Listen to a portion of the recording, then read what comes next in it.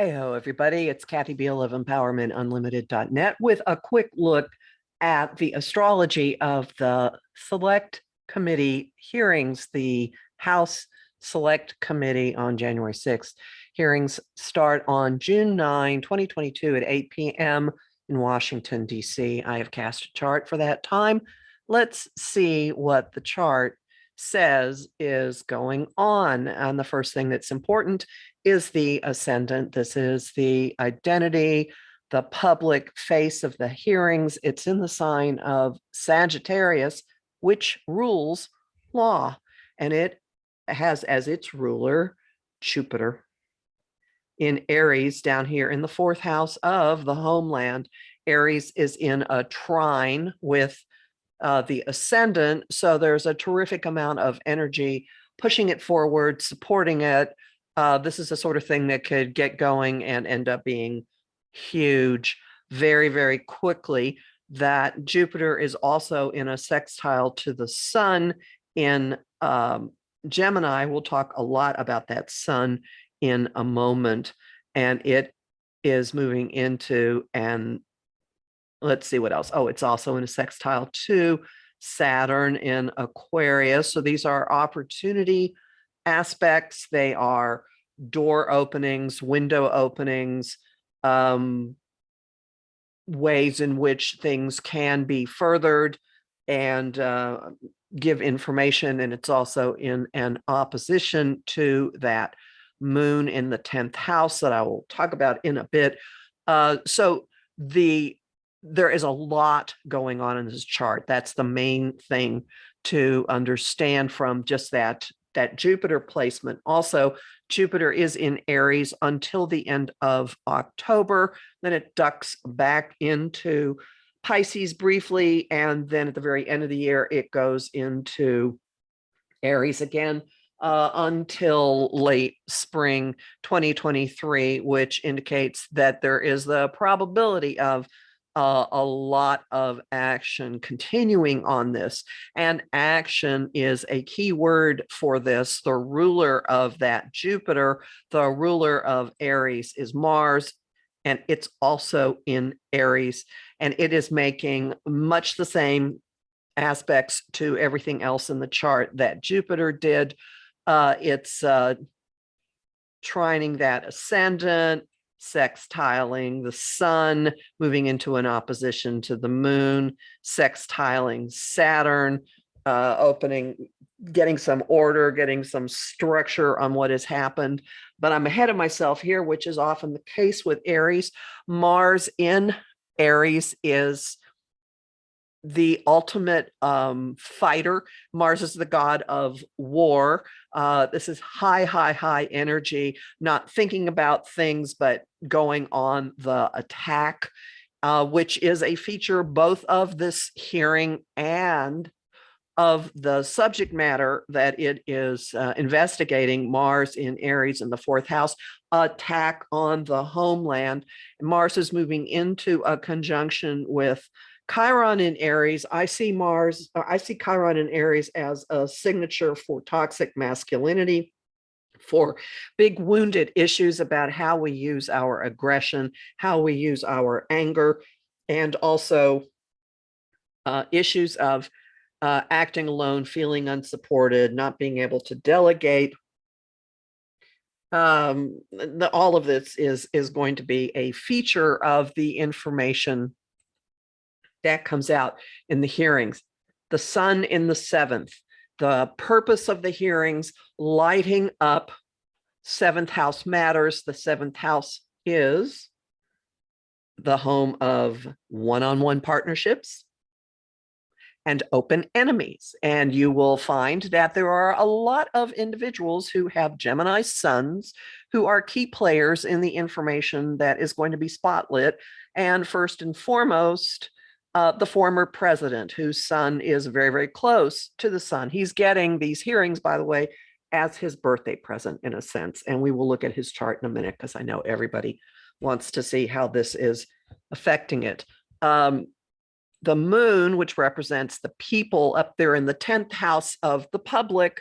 So this is going to be of great public interest And there will be a huge demand for, let's look at, what is this, Libra, justice, balance. I imagine that these hearings, the fact that the ones that are televised are going to get an extraordinary viewership, particularly the very first one. Also, that the sun and the moon are both moving into a trine. At the moment, they're not close enough for this to be a grand trine, but they're moving into a trine to Saturn and Aquarius, which is getting Saturn order, structure, responsibility, ramification, repercussions, consequences. In Aquarius, the sign of the collective. So big issues on how our government is structured, how our collective is structured, being part of this inquiry. The moon and the midheaven, up here, the doorway to the 10th house, are both in Libra, which is ruled by Venus. Venus is doing something very interesting. Venus is in her home base of Taurus, which is very tangible stuff. Venus in Taurus doesn't like to move, doesn't like to let go, very focused on money and consumables and tangibles. And she's right there with the guy that shocks everything.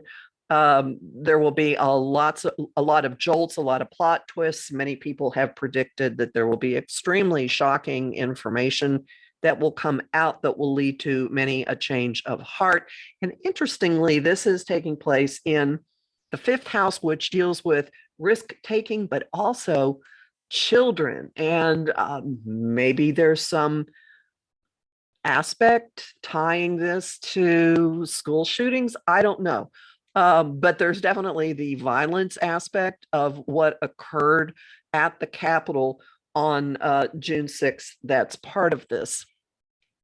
What we'll be seeing isn't stuff that is coming out of the blue, however, even though there is a very strong out of the blue aspect to that Venus-Uranus conjunction, but I want to focus on what has been going on with Mercury and Pluto. Mercury is the planet of communication. It rules that Gemini sun. Mercury is in Taurus, which is extraordinarily concrete, tangible. So this is information about money, but it's also information that is in touchable form, in tangible form. This isn't just testimony about conversations. It's actual physical embodiments of information. And there has been a lot in the news about email and who knows what PowerPoint presentations, who knows what else will be involved here. That Mercury and Pluto contact is also extraordinarily telling. Now, Mercury has been traveling since April in an easy flow and open channel of information with Pluto called a trine. The trine is exact 3 times, end of April, around the 24th of May, and on the 10th of June. So the day after the first hearing, when there is a 3-part contact with Pluto, the first one dredges a bunch of stuff out and dumps it in front of you, and you're often in shock. And then the second one has you starting to look at it and go, okay, what now? And then the third one brings moments of decision. It brings plans. It brings, okay, now what are we going to do about this? Let's get moving on it. That's what's coming right as these hearings get going. So what we'll be seeing is the results of a lot of stuff that's been going on, digging a lot of things out, and possibly even digging them out from late last fall, because that Mercury is on the degree of the Taurus lunar eclipse that happened in November, which set off a series of full moons at 27 degrees, each of which was having a contact of some sort with that Pluto in Capricorn. Let's look a little more specifically at Mercury in Taurus trining Pluto in Capricorn. So Mercury in Taurus, really tangible stuff. Also things having to do with values. That's Taurus. Also money in a really big way. Pluto, huge money, hidden money, corruption, things going on behind the scenes, big, big, big power plays, things out of the line of sight. Also regeneration, death, killing the structure, Capricorn, and attack on the structure of the country, on the transfer of power, which would be Plutonian, the regeneration of the country every 4 years when the presidency changes hands, a deconstruction of the system, of institutions, of what the status quo has been, Capricorn. So what we'll be seeing will be the results of research information that has been going on at least since last fall, possibly intensifying incredibly since the end of April. And you might be noticing that the news has certainly been getting more and more specific. And as we're coming into the home stretch here, now that Mercury is, as I'm recording this, it's just turned direct. But as we're coming into the home stretch here, information has come out elucidating, giving more about the actual murderous overtones to this plan. The Pluto in Capricorn did cause a tremendous amount of violence, and there were people who were killed, members of the police who did not survive the Capitol attack, but there were also calls to murder politicians. There was a set of gallows. Remember seeing the gallows actually built outside the Capitol? And recently, more and more information has come out about of Mike Pence's security team actually being concerned before January 6th about his safety. And you will recall that there were chants to hang him. And the information that's most recently come out about his security team being concerned also had as part of it that the president at that time was on board with the concept of hanging him. This is reported in the news. I am not attributing something to him of my own thinking here. And there's also some indication that he was not pleased, disappointed, dismayed when Pence went through. He did not go through with the plans, and in fact survived. You will remember that he refused. The Secret Service told him to get in a car, and he said he was not getting into a car. So this is going to be another feature, like to what extent was violence part of this, and with Pluto, that will be a big portion of it. Now, I'm putting this up next to the chart that is most frequently used for the United States. On the Declaration of Independence, a sibling chart, and notice that they have that their ascendants are within 1 degree of each other. And the 4th house cusp in both is at the same degree. The 10th house cusp in both is at the same degree. So these two charts have the same angles. The Select Committee hearings chart embodies the same framework that the founders did when they declared their independence from Britain. So this is not just some kind of random time that these things are starting. That synchronicity indicates that there's something actually really appropriate, and going back to the beginning about this, revisiting what's actually going on here. Now, so since they have the same angles, including the same ascendant, this means that the planets in the Select Committee hearing chart fall into the same houses when it's overlaid onto the Declaration of Independence chart. Notice that the Declaration of Independence chart has a preponderance of bodies above the horizon. So it was very much a statement to the world. This is what we are. This is what we're doing. The select committees chart, the hearings chart, preponderance below the horizon, very much an internal re-examination of what is going on. But it also will strike you, I'm sure, that there is a body in the 10th house of both.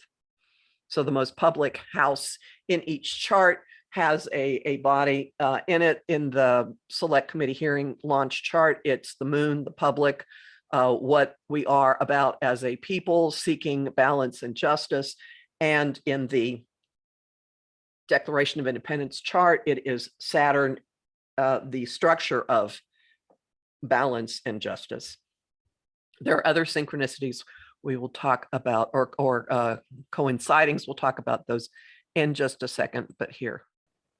Now let's see what happens when we put the select committee hearing chart around the Declaration of Independence chart. So they both have the Sagittarius ascendant. That makes the presence of Jupiter really important. Jupiter in the 4th house of the homeland is amplifying or within a trine to the ascendant of the US chart. More importantly, it is in an exact square to the US Jupiter in Cancer in the 7th house. Cancer rules the solar, it's the natural ruler of the solar 4th house of home. So the committee's Jupiter is in the house that is ruled by the sign that the US Jupiter is in. And this just acts as a huge bellows, amplifying, making all of these issues and the issues of the enemies against the state actually larger and larger and larger. The select committee's Jupiter is also in a sextile to the US Uranus. So there is something here about the revolutionary or radical disruptive elements, particularly having to do with information Gemini, that's very much a part of this hearing. And that Jupiter is also moving into a sextile to the US descendant, the doorway to its partners, allies, and open enemies, and also to the US Mars, which again is the men, the information, the warring information, the agitation that went along. It will be a huge focus of these hearings. I neglected to mention that the Jupiter of the select committee hearing chart is going to square ultimately not just that Jupiter, but it's in a square. It's applying into a square to the US sun and to Mercury, which will not become exact until next year when Jupiter has slid back into Pisces and then enters Aries again for its final pass. This at the same time, this Jupiter is also squaring the US Pluto. Again, that will not be exact until next year. And I think by the time Jupiter hits that degree, Pluto may already be out by then. So let's not make that such a big deal. Just know that there is an amplification of the attacks on the institutions that are built into this.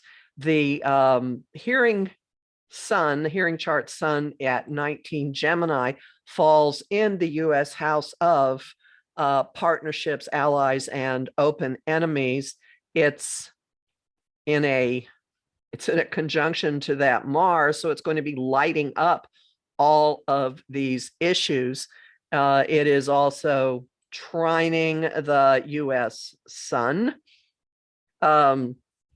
transiting Saturn. We'll get to that Saturn moon in a second. So that's an easy flow. The people will be open to it. And this is also an echo of the fact that the moon in the hearing chart is in a trine to that sun. So the moon in the hearing chart is also trining the moon in the US chart. This is going to be of great interest to the people. And I may as well point out, since I've already brought it up, there are Saturn moon conjunctions in both directions. The transiting moon, the moon of the hearings, on top of the US Saturn, and then Saturn in the sky, Saturn in the hearings, on moving into a conjunction with the US moon. Tremendous information here about structure, about government, about how we're going to organize our collective systems. And it's also extraordinarily serious, sobering time to act like grown-ups and take a lot of things extremely seriously with those Saturn moon contacts. Back to Mars. So Mars is, as I mentioned, Mars is in a sextile to Uranus, so putting a window on all of this rebelliousness and the role of men and street fighters in this. Mars moving into a sextile with that descendant, and then moving into a sextile with the US Mars. So it could be very, very galvanizing, very motivating. And this hearing could have tremendous messaging with that Gemini there, marshaling the information in a flow in a way that motivates, because there's another trine right there, motivates the population and motivates solidarity, stabilizing, and motivates governmental response, motivates prosecution, actually.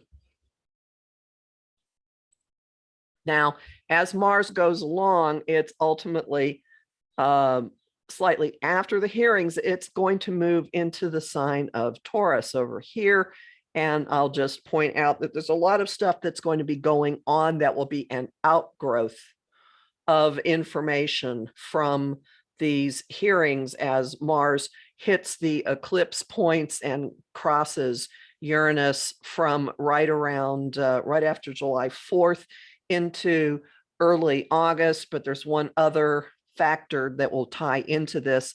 We've already talked quite a bit about the trine between Mercury and Pluto in Capricorn that coincides with the US Pluto return, because you'll notice that we've got Pluto at 28 Capricorn in the outer wheel, 27 Capricorn in the inner wheel. Pluto is coming back to the spot that it was in when the Declaration of Independence was signed, and there are 3 passes to this. The first one was in February. The second one is at the beginning of July, right around the 4th of July. And the third one is in the fall. So the trine between Mercury and Pluto has not just been Pluto in the sky, but the US Pluto. So there's a lot of information here about the structure of our government, the de-evolution of our government, the deconstruction of systems, attacks on systems, the role of money in systems. You can just keep taking it from there. And then what everybody is curious about, the effect that these hearings are going to have on Donald Trump. If you followed me for any time, you know that there are 2 charts that I deal with. One of the one that I have up is the one that is most commonly used. It gives him a 29-degree Leo ascendant. There's another time slightly earlier that puts the ascendant at, I believe, 17 Leo. And that's the time his second wife says. But we're going to go with this one because A, it's easier, and B, it carries the glamour of what he puts out in the world. Do note that the sun in the sky, the sun at the select committee hearing start, will be shining light on him, his public role, his public persona. It's in his house of public reputation. Mercury and the nodes are straddling his the doorway to his career house.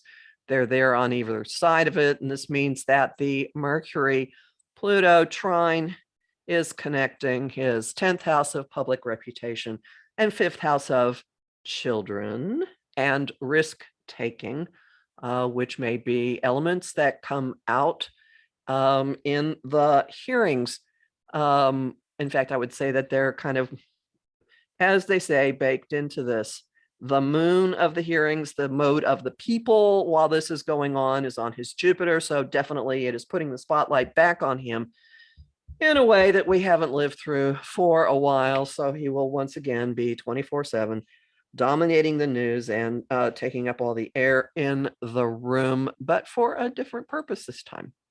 Notice that Jupiter and Mars are in his 8th house of other people's money, and that Jupiter is moving into a square to his Mercury, and then the signature for his family business, Saturn and Venus in Cancer. In this chart, it's in the 11th house, so that kind of typifies Trump org and family money that came through, and all of those family members who are involved in his business.